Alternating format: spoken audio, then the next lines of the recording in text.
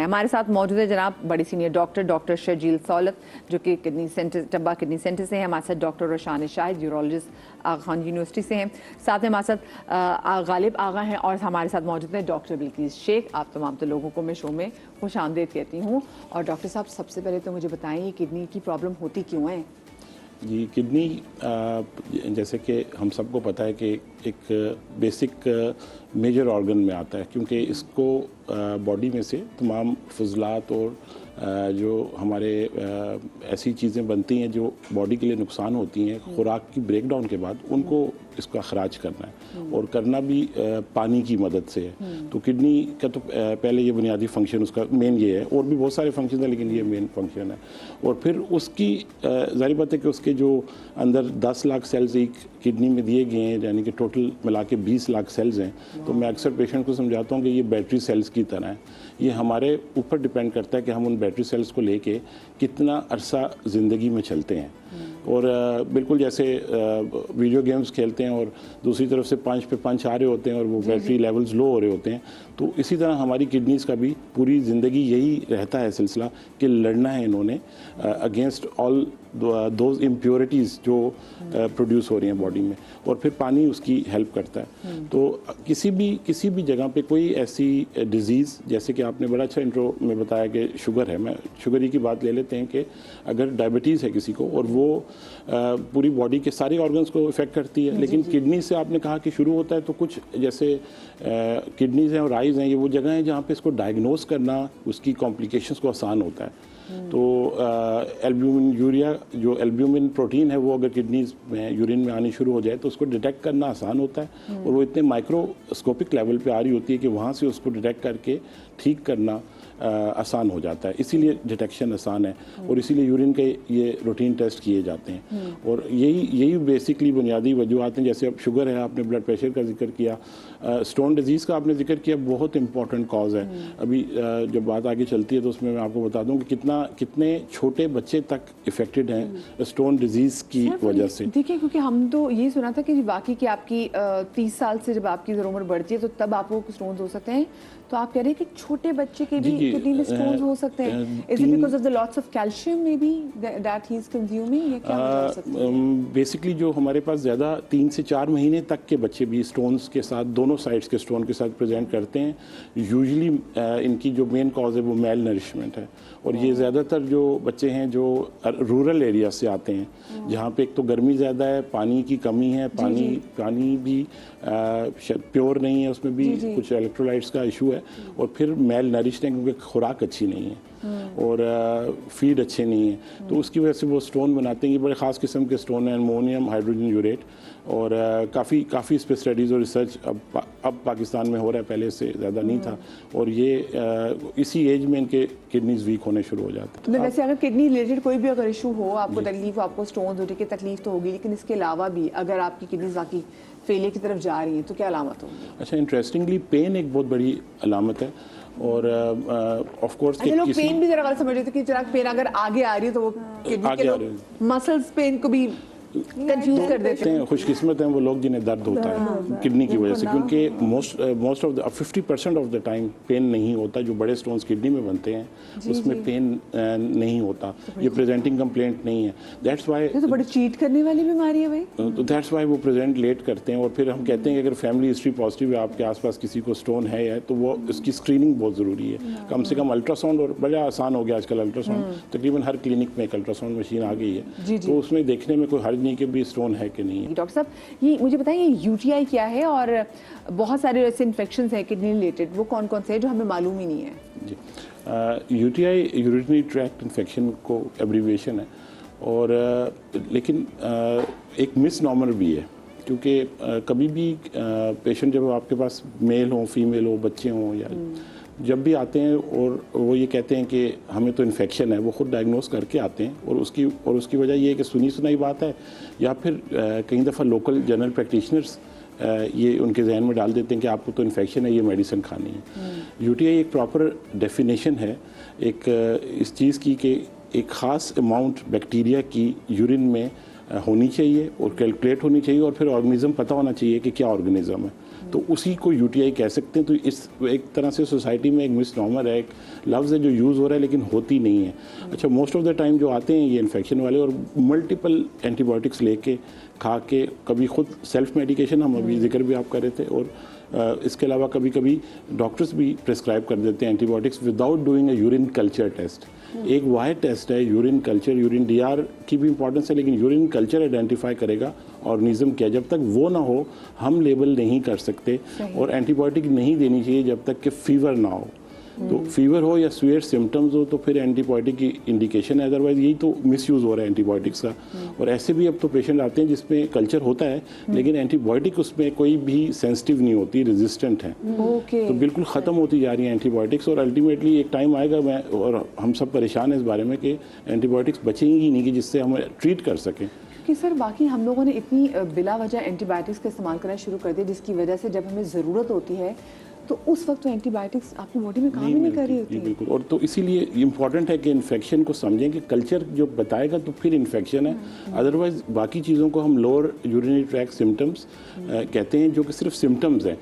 Urine का बार बार आना, urine का रुक रुक के आना, जलन के साथ आना, दर्द के साथ आना, ये सब सिम्टम्स हैं, डजंट मीन के उसको इन्फेक्शन। यूरिक एसिड, इसमें एक चीज़ ऐड कर लेते हैं कि डायबिटिक होने के नाते यूरिक एसिड भी बढ़ सकता है, और यूरिक एसिड के स्टोन ज़्यादा रिकरेंट होते हैं। अगर यूरिक एसिड उनका कंट्रोल नहीं है और कोई मेडिसिन उससे रिलेटेड नहीं ले रही तो उसको यूरिक एसिड लेवल चेक कराएं और देखें, हो सकता है स्टोन यूरिक एसिड के हों, तो मेडिसिन से भी डिजोल्व हो सकते हैं। सही, तो ये आपको प्रॉपर सब दोबारा से इलाज जो है वो करवाना पड़ेगा। कॉलर हमारे साथ मौजूद हैं, कौन है हमारे साथ? मिसेस असद बात कर रही हैं। अस्सलाम वालेकुम मिसेस असद, कैसी हैं आप? ठीक हैं? अल्हम्दुलिल्लाह मैं ठीक हूँ, आप कैसी हैं मदीना? बिल्कुल ठीक, अल्लाह का शुक्र जी। अच्छा, मेरी बेटी है 10 ईयर्स की और उसको ना कभी कभी किडनी में बहुत पेन होता है। जी जी। बहुत ज्यादा, कितना ज्यादा होता है कि उसका कलर बिल्कुल येलो हो जाता है। लेकिन कभी ऐसा होता है, डॉक्टर को दिखाया है उन्होंने, फिलहाल कभी एंटीबायोटिक दी है, तो लेकिन अभी है कि कोई ऐसा बताएं कि जिससे नहीं हो जाए बच्ची। तो अभी तो समर वेकेशन है, घर पे ही होती है, तो बताएं, डॉक्टर भी हैं यहाँ पे। जी जी बताएं। इन्होंने कहा किडनी में पेन आपने कहा होता है, ये बताइएगा आपको कैसे पता है कि किडनी में पेन होता है? क्योंकि अभी टेस्ट करवाया था तो उसको सारा यूरिन इन्फेक्शन हुआ था, तो उसके साथ में बताया कि उसको एक्चुअली दूध नहीं पीती ना, जो इसका बड़ा इशू है। तो बाकी डाइट वगैरह पीती है सही, तो उससे उन्होंने कहा कि इसकी किडनी में थोड़ी शायद उनको पतला लगा, तो अभी इसकी जो है ना 2-3 दफा ऐसे हुआ है। तो आपने कोई अल्ट्रासाउंड कराया इनका, अल्ट्रासाउंड KUB? नहीं, अल्ट्रासाउंड नहीं करवाया। तो फिर उसके बगैर ये कहना कि किडनी में पेन होता है ज़रा मुश्किल वाली बात है। मतलब ये हो भी सकता है लेकिन ज़्यादा चांस है कि जब तक अल्ट्रासाउंड ना आ जाए तो इस पर कमेंट करना भी ज़रा मुश्किल होगा। खाली इन्फेक्शन से किडनी में पेन बहुत कम होता है, और लेकिन उसके साथ फिर बुखार होता है और दर्द भी शदीद होता है, उल्टियाँ आती हैं, जी फीवर होता है और नूजिया सा होता है इसको ना, तो फिर अल्ट्रासाउंड तो बहुत ज़रूरी है ना। आप जल्द से जल्द। अच्छा डॉक्टर साहब, आप यूटीआई के हवाले से कुछ पॉइंट्स ऐड करना चाह रहे थे? एक बहुत कॉमन पॉइंट है, मैं चाहता हूँ कि मेरी ऑब्जर्वेशन भी है और उस पर हम काफ़ी काम भी कर रहे हैं, वो कॉन्स्टिपेशन है। यूटीआई का जिक्र कभी भी पूरा नहीं हो सकता जब तक कि कॉन्स्टिपेशन का जिक्र ना आए। कब्ज़ उम्मुल अमराज है, जेनेटिक्स में दायमी भी होती है, और आजकल की ग़ज़ा के हिसाब से भी जो है वो काफ़ी कॉमन हो गई है कब्ज़। और कब्ज़ का इशू ये है कि बेसिकली जो मसाना है, जो यूरिनरी ब्लैडर है, जहाँ पे सारे सिम्टम जो मैंने अभी जिक्र किए थे, बार बार आना, रुक के आना, जलन के साथ आना यूरिन का, उसमें मसाना जो है वो छोटा सा एक ऑर्गन है जिसके ऊपर 20 से 25-30 फुट इंटेस्टाइन का प्रेशर है, और ख़ासकर वो इंटेस्टाइन जो जिसमें पखाने वाली जगह रेक्टम अगर भर जाए कब्ज़ के साथ तो वो पीछे से प्रेस करता है, छोटी आंत ऊपर से प्रेस करती है, और आगे बोन्स है। तो उस मसाने को जो खुद भी छोटा है और बहुत नरम है और उसके अंदर फ्लूइड है, उसको जगह नहीं मिलती। जब उसको जगह नहीं मिलती तो फिर उसका तरीका है बताने का कि अब आप लोग मुझे बचाएं, और उसके लिए वो फिर आपको बार बार इंडिकेट करता है। तो उम्मुल अमराज इतनी छुपी हुई बीमारी है कब्ज़ कि वो आपको अल्टीमेट सिर्फ यूरिन के ये सिम्टम आते हैं, वहाँ पे उसकी इन्वेस्टिगेशन बनती है कि उस एक्सरेज वगैरह हम कराते हैं कि देखें के लिए कि इंटेस्टाइन में स्टूल कितना जमा है। और फिर और आप यकीन करें 70% ऑफ पेशेंट, मेरा ख्याल है, जो लो ट्रैक सिम्टम्स के साथ इन्फेक्शन का लफ्ज़ यूज़ करके आते हैं वो सिर्फ कब्ज़ के ठीक होने से ठीक हो जाते हैं। ये हमारा इसके ऊपर हमारी स्टडीज़ भी हैं, हम खुद अभी भी रिसर्च कर रहे हैं और एक पेपर भी आने वाला है। तो ये बहुत कॉमन डिजीज़ है जो कि दोनों में, मेल्स में भी लेकिन फीमेल्स में ज़्यादा कॉमन। बच्चे जो बेड वेट करते हैं, हाँ, बेड वेटिंग काफ़ी हद तक फिर वही बात है कि इन्वेस्टिगेशंस नहीं हुई होंगी। अल्ट्रासाउंड करवाना चाहिए देखने के लिए कि हर दफ़ा वो यूरिन खाली कर लेता है, मसाना खाली हो जाता है, नहीं होता, पीछे बच तो नहीं रहा। कभी कभी दिन में एक टेंडेंसी, अभी बात हो रही थी कि बच्चे पेशाब रोकते हैं, स्कूल्स में कॉलेजेस में जाते हैं, वॉशरूम नहीं जाना चाहते, पूरा दिन यूरिन रोकते हैं और फिर रात को कभी कभी उनको ना टीचर से कहते हैं भी शर्म आ रही होती है, कहीं उनको डर भी लग रहा होता है, this is the reason they hold it, going to the washroom. Yes, हाँ, तो जब वो सो जाते हैं तो रात को ब्लैडर फिर अपना बदला लेता है। तो सारा दिन उन्होंने पानी स्टोर किया हुआ होता है, जैसे ही ब्रेन का कंट्रोल ख़त्म होता है और दे जस्ट एम्प्टी। फिर यहाँ पे कप्स बहुत इंपॉर्टेंट है क्योंकि स्पेस नहीं है ब्लैडर के पास। तो most of these children are constipated. ये हमारा रोज़ का ये ऑब्जर्वेशन है। बहुत सारे मुझे ऐसे लोग जो कि किडनी पेशेंट्स हैं जो डायलिसिस भी कराते हैं, उनको भी ज़रा बताएं कि उनको अपनी डाइट में से क्या क्या चीज़ें माइनस करनी है, क्योंकि अक्सर ऐसा होता है कि हम even my mother in law वो डायलिसिस पे थी, तो हम जब कभी कोई चीज़, अल्लाह बख्शिन को, कभी डिस्कस कर रहे थे क्या किडनी के लिए अच्छा है, ये अच्छा, तो कहती हाँ ये अच्छा का, ये मेरे ब्लड प्रेशर के लिए अच्छा, मैं ज़रूर लूँगी। तो मैं कहती अम्मी आपके लिए नहीं है, डायलिसिस के पेशेंट्स की बिल्कुल और कॉम्प्लिकेशंस होती हैं। जी, इससे पहले कि इसका जवाब दूँ, एक बात गालिब साहब ने कही कि 5 दिन में वो पास आउट हो जाएगा। बिल्कुल सही है, अल्लाह करे इंशाल्लाह ताला पास हो जाता है, लेकिन उसके ऊपर नज़र रखनी भी बहुत ज़रूरी है। बहुत सारे लोग ये समझते हैं कि पास हो गया और कोई मेडिसिन नहीं भी लेते तो फिर भी ये समझते हैं कि कोई चीज़ निकली थी वो पास होगी, और फिर वो उसके बाद अपना कोई चेकअप, स्क्रीनिंग दोबारा नहीं कराते, कहीं साल तक नहीं कराते, और आखिर में पता चलता है कि किडनी जो है वो एक शॉपिंग बैग बन गया, आई मीन इट्स नो मोर। तो फिर वो अल्टीमेटली रिमूव भी होता है। तो इसलिए बिल्कुल करें, हर चीज़ करनी चाहिए, अल्लाह ताला शिफा देने वाला है, लेकिन अपने ऊपर नज़र ज़रूर रखें। समहाउ उसको अल्ट्रासाउंड को 1 महीने बाद रिपीट कर लें, 3 महीने बाद कर लें, लेकिन नज़र रखें। आपके उस क्वेश्चन की तरफ, तो पानी बड़ा इंपॉर्टेंट है, पहले भी जिक्र हुआ था, ग्लासेस का भी जिक्र हुआ। एक छोटी सी उसमें चीज़ ऐड और करनी है कि बहुत आसान है, डॉक्टर रोशाना ने भी कहा था कि स्ट्रॉ कलर्ड होना चाहिए, तो बहुत आसान है अपने यूरिन के कलर को मॉनिटर करना, कि जब भी यूरिन पास हो, फ्लश पे देख लिया कुछ, उसका कलर को किसी भी तरीके से मॉनिटर कर लें और उसको लाइट येलो या वाइट की तरफ रखें।